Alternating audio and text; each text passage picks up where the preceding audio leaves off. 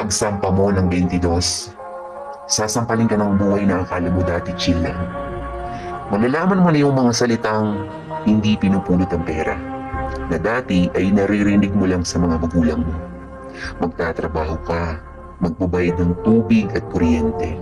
Tapos trabaho, trabaho ulit, paulit-ulit. Mamimiss mo yung batang ikaw, musmos, walang alam sa mundo.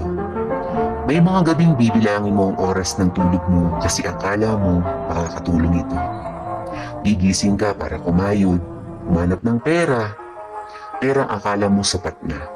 Pero dahil salat ka, wala kang magagawa kung hindi tanggapin ang katotohanan ganito ang buhay. Katotohanan dahil malaki ka na, malaki na rin ang bigat na papasanin mo. Dahil ngayong 22 ka na o 23 o 25 ka,